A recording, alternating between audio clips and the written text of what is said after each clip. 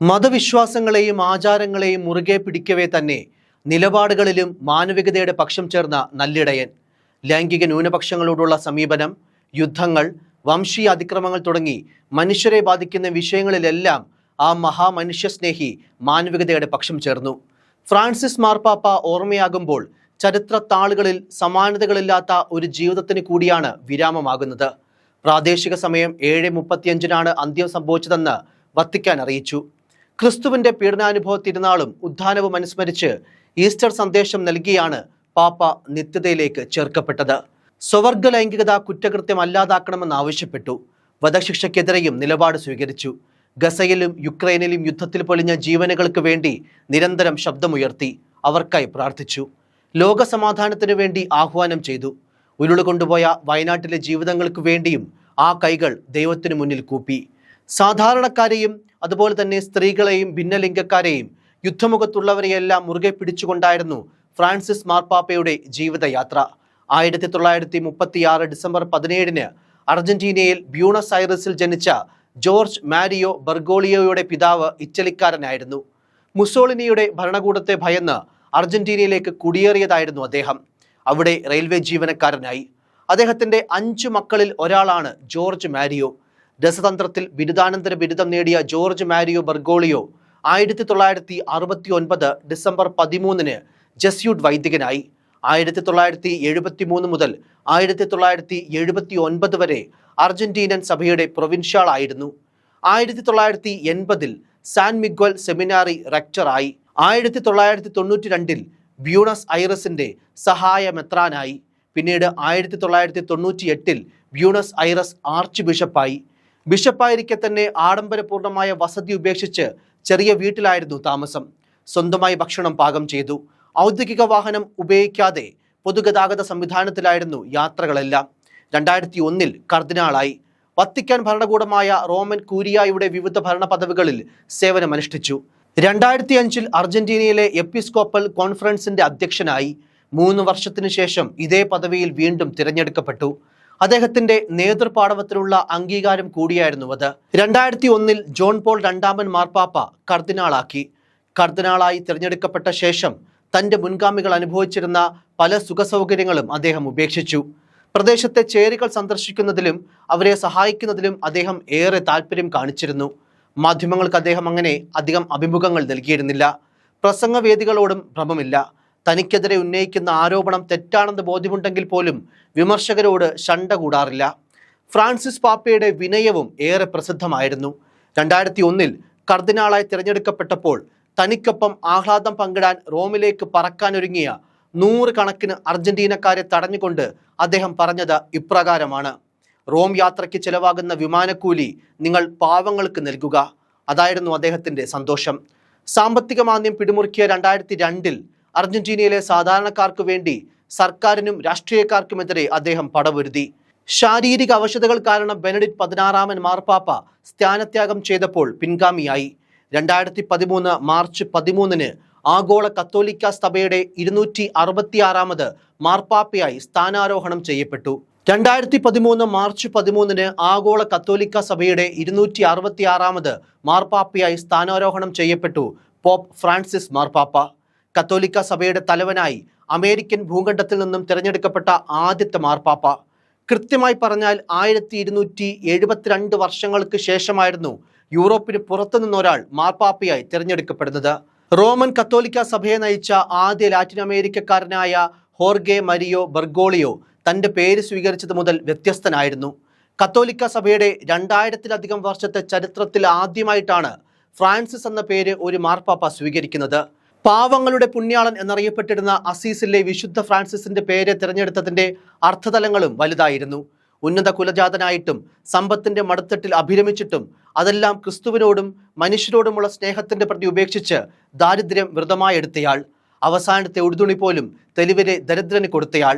അങ്ങനെയുള്ള വിശുദ്ധ ഫ്രാൻസിസിന്റെ പേര് സ്വീകരിച്ച് ഫ്രാൻസിസ് മാർപ്പാപ്പയ്ക്ക് ദരിദ്രരുടെ പക്ഷത്തു നിന്ന് അദ്ദേഹം സഭയെയും മുന്നോട്ട് നയിച്ചു.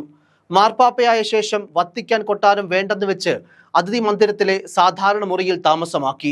ലോകത്തിലെ സ്വാധീനമുള്ള വ്യക്തിത്വങ്ങളിൽ ഒരാളായി നിന്ന് ദരിദ്രർക്കും സ്ത്രീകൾക്കും യുദ്ധങ്ങളിലെ ഇരകൾക്കുമെല്ലാം വേണ്ടി നിരന്തരം വാദിച്ചു.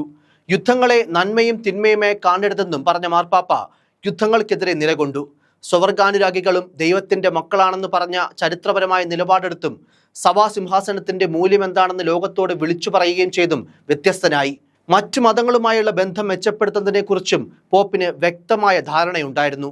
മനുഷ്യരെ മറന്നുകൊണ്ട് ദൈവവുമായുള്ള ബന്ധം സാധ്യമാകില്ലെന്ന് വ്യക്തമാക്കുന്ന ഫ്രാൻസിസ് പാപ്പയിൽ ലോകം പുതിയൊരു മാതൃകയാണ് കണ്ടത്. എന്നാൽ ഗർഭഛിദ്രം, സ്ത്രീ പൗരോഹിത്യം, വൈദിക ബ്രഹ്മചര്യം, കൃത്രിമ ജനന നിയന്ത്രണം മുതലായ വിഷയങ്ങളിൽ സഭയിലെ പരിഷ്കരണവാദികളുടെ മറുചേരിയിലായിരുന്നു പോപ്പിന്റെ സ്ഥാനം.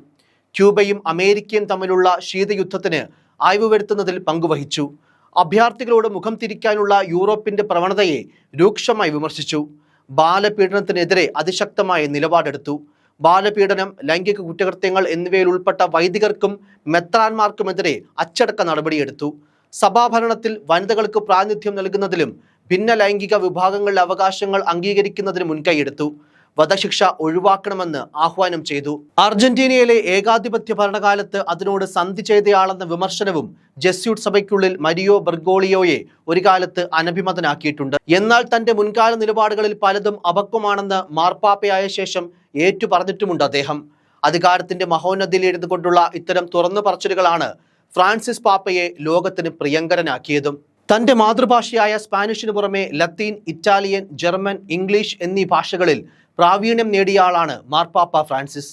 റോമൻ കൂരിയ എന്നറിയപ്പെടുന്ന വത്തിക്കാൻ സിറ്റിയുടെ നിയമനീതിന്യായ ഭരണ സംവിധാനം മുഴുവൻ കേന്ദ്രീകരിച്ചിരിക്കുന്നത് മാർപ്പാപ്പയുടെ പരമാധികാരത്തിലാണ്. ആഭ്യന്തര ഭരണക്രമം ചിട്ടപ്പെടുത്തുന്നതിനായി നിരവധി ഭരണ സംവിധാനങ്ങളും വത്തിക്കാനിൽ ഒരുക്കിയിട്ടുണ്ട്. Pontifical commission for Vatican city state എന്ന പേരിൽ നിയമനിർമ്മാണ സഭയും മാർപ്പാപ്പ രൂപവൽക്കരിച്ചിട്ടുണ്ട്. 1939 പിയൂസ് 12 മാർപ്പാപ്പയാണ് ഇതിന് നടപടി സ്വീകരിച്ചത്. വത്തിക്കാൻ സിറ്റി സംസ്ഥാനത്തിന്റെ ഭരണഘടനാ തലവനും നിയമപരമായ പരമാധികാരിയും മാർപ്പാപ്പയാണ്. അദ്ദേഹം നിയമിക്കുന്ന പൊന്തഫിക്കൽ കമ്മീഷൻ പ്രസിഡന്റാണ് വത്തിക്കാന്റെയും ഭരണത്തലവൻ. 5 വർഷ കാലാവധിയിൽ പാപ്പ നിയോഗിക്കുന്ന പ്രസിഡന്റിനെ തിരുസഭയ്ക്കോ മാർപ്പാപ്പയ്ക്കോ എപ്പോൾ വേണമെങ്കിലും നീക്കം ചെയ്യാനുമാകും. മാർപ്പാപ്പയുടെ ഉപദേശക സമിതിയായ സെക്രട്ടേറിയറ്റ് ഓഫ് സ്റ്റേറ്റിന് എല്ലാ പ്രധാന വിഷയങ്ങളിലും റിപ്പോർട്ട് സമർപ്പിക്കാനുള്ള ചുമതലയും പ്രസിഡന്റിൽ നിക്ഷിപ്തമാണ്. വത്തിക്കാൻ നേരിട്ട് വിദേശകാര്യ ബന്ധങ്ങളിൽ ഏർപ്പെടുന്നില്ല എന്നുള്ള കാര്യം കൂടി പറയുകയാണ്. അതുപോലെ തന്നെ അന്താരാഷ്ട്ര ബന്ധങ്ങളുടെ ചുമതല തിരുസഭയ്ക്കാനുള്ളതും. തൻ്റെ 89 വയസ്സിലാണ് ആഗോള കത്തോലിക്ക സഭയുടെ തലവൻ ഫ്രാൻസിസ് മാർപ്പാപ്പ ദിവംഗതനാകുന്നത്. ജീവിതത്തിൽ ആഡംബരങ്ങൾ ഒഴിവാക്കുന്ന ഫ്രാൻസിസ് മാർപ്പാപ്പ മരണത്തിലും അതേ ലാളിത്യം ആഗ്രഹിച്ചിരുന്നു.